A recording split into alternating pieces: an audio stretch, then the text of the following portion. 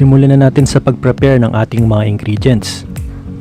Unahin natin yung puso ng saging. Tatanggalin lang natin yung matigas na part ng puso ng saging. Ito kasi yung part na medyo mapula, matigas pa to. Hintayin natin yung part na medyo maputi-puti na yung kulay niya at yun ang gagamitin natin para sa ating kinilaw na puso ng saging. Ngayon tanggalin natin yung stock niya. Matigas to kaya hindi natin siya isasama.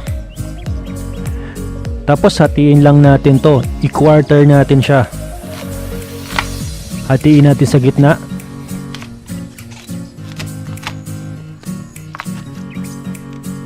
Tapos hatiin pa ulit natin siya.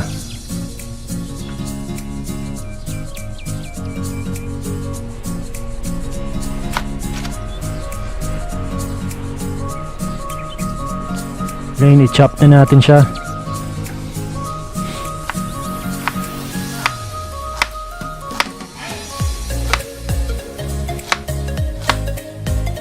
Uli po sa pagcha-chop ng ating mga ingredients, safety first.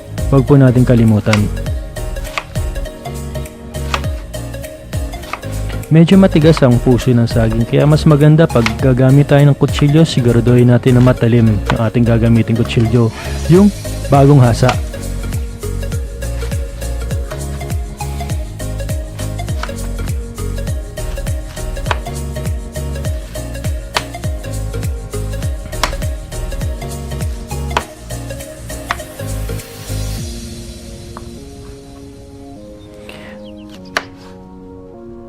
Tapos mag-prepare tayo ng tubig. Dito, ilalagay natin yung ating na-chop na puso ng saging. Hindi natin kailangan na lagyan pa ng asin at pigain. Mas madali itong technique na gagawin natin. Papakuluan lang natin siya para lumambot at para mag-loose yung kanyang dakta. Ito yung mas madaling paraan ng paggawa ng kilawing puso ng saging.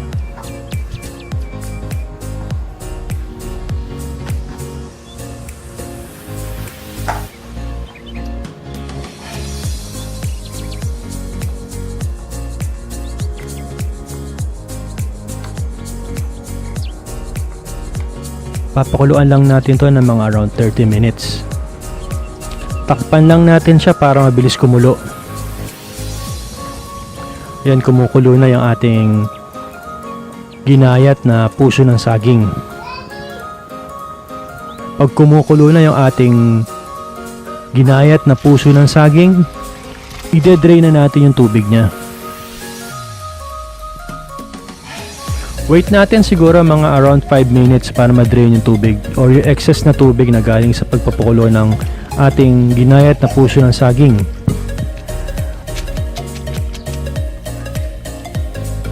I-chop natin yung ating garlic.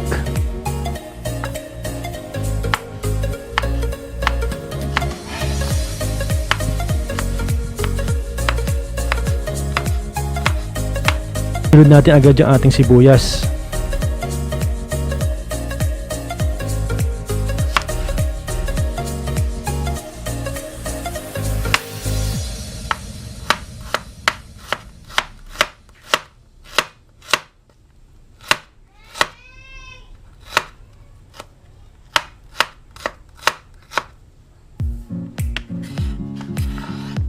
Then isunod na natin yung luya.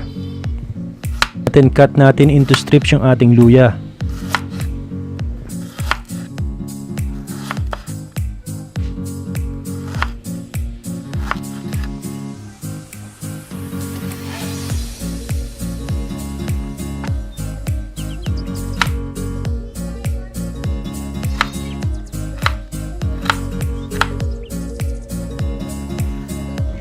Then simulan na natin yung ating cooking proper ng ating kinilaw na puso ng saging. Yung chinap natin na garlic kanina or yung mince, unahin na natin. Gigisa lang natin to. Mix lang natin.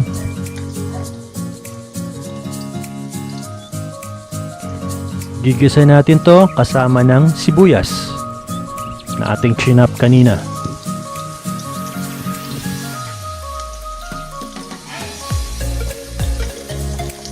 Mix ulit natin.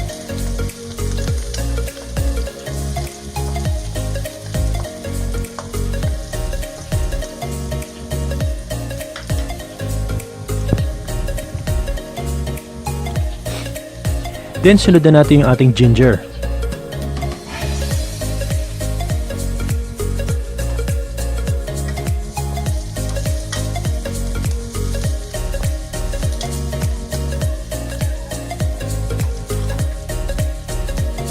Then lagay na natin yung shrimps.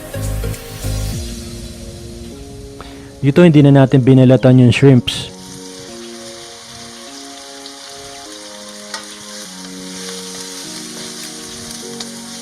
Hintayin lang natin mag-orange yung ating shrimp.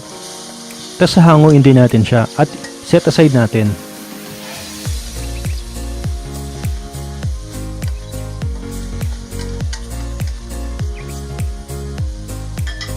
Yan, tabi muna natin siya. At later idadagdag natin siya sa ating kinilaw na puso ng saging.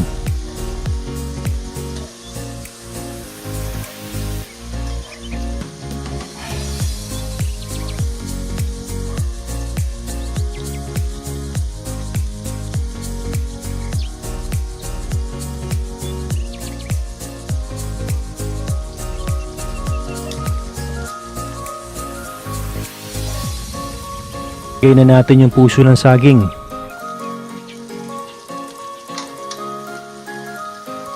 Medyo na-drain na ng konti yung tubig na galing sa ating pagpapakulo sa kanya. At syempre, for cooking it for 30 minutes, malambot na yung ating puso ng saging. Sa pagpapakulo sa kanya ng 30 minutes, malambot na rin itong puso ng saging na ating gagamitin. Ngayon, mix lang natin siya sa ating ginisang bawang, sibuyas at luya.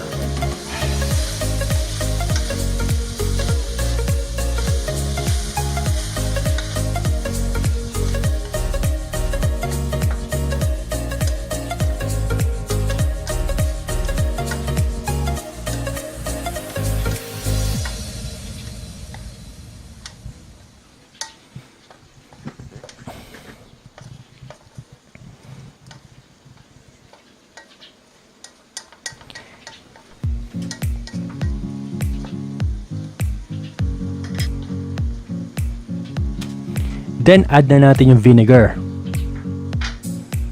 Muna natin siyang haluin for the next 5 minutes at takpan muna natin siya.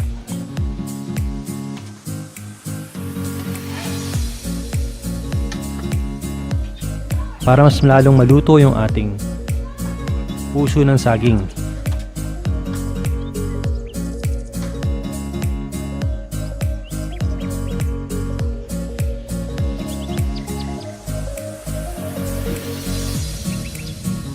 After 5 minutes, i-season natin siya ng ground black pepper.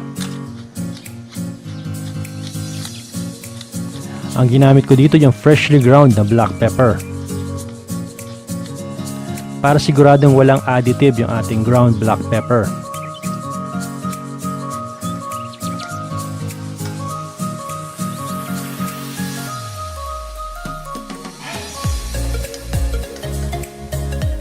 And ilagay na natin yung ating finger chili o yung siling pangsigang.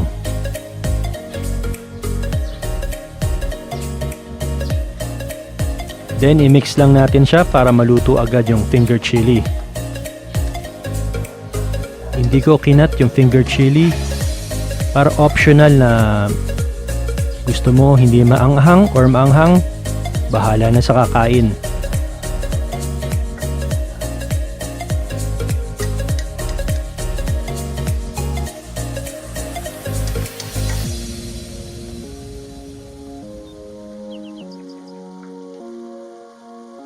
Ngayon, i-season pa natin siya ng patis.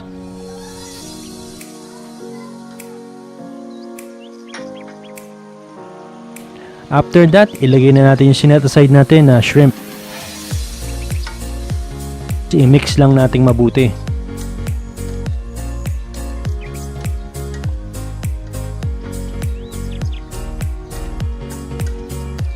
Ayan, ready to serve na tong ating ginawang kinilaw na puso ng saging.